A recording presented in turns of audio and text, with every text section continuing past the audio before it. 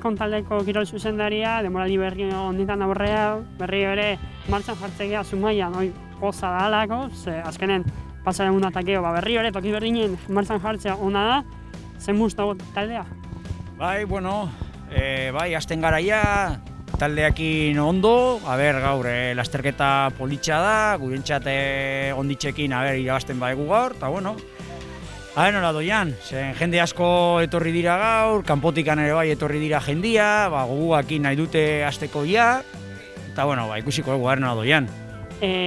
Negu iluna izan da, karrera gabe, ziklosa, bizta, danotzaten izan da, zuek nola eraman da zuen negua? Bueno, pizka gogorra, zeren, ekipo entrenamenduak egiteko gaizki, ezin degula hemendikan batzuek irten, eta, bueno, pizka gogorra izan da, baina, bueno, orain ja pizkanaka hasten badegu ja denboradia, danok ibiltzen, eta, bueno, ja hasten badegu ondo ja, Helburu planteatzen dituzu, zaila da, oain hasieran helburu planteatzea, baina nora begiratzen ez zeatea aurtengo denboraldiako? Bueno, begiratzen dugu, hasi dezakegu, kalendarizua osua edo erdila egin, Kopa Espainia ere bai hasi eta itxuliak egitea, hori da pizkat helburua eta, bueno, egin dezakegun. Onditxu Rusmendi, elite mailako txorrendularia, Telkon taldeko txorrendularia, eta gaur Zumaian laugarren, ez? Bai, laugarren.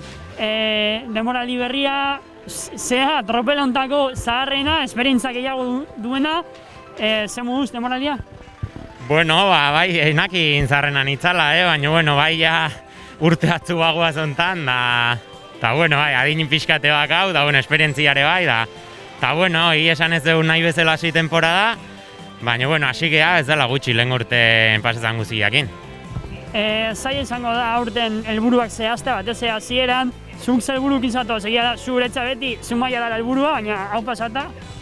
Bueno, esan nik aurten ja adin badaka, eta lehen urten dudanakan, azken urtea izan noez, baina, bueno, izan zan hain rarua, erabakitela beste urte bat segitzea, eta aurten izango eten helburua izangoa, nire ondo etortzea ezkiten karrerak saiatu irazten, izango jala hola lauak, eta gero, esperientzi pixkat aportatu ekipoai, eta hori izangoa, helburua pixkat.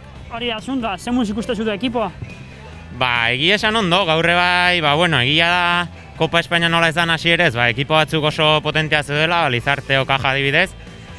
Eta, baina, lan oso ondo indegu, ekipo gazte badakau, helburu batekin korritu dugu gaur, eta zala esperinia iristea, eta jendeak oso ondo lan indu, eta nik uste gauza batzuk hobetzeko baitugula, eta hobetuko ditugula, eta talde oso polit bat izango deula. Eskerrik asko eta sorte hon. Bai, eskerrik asko zui.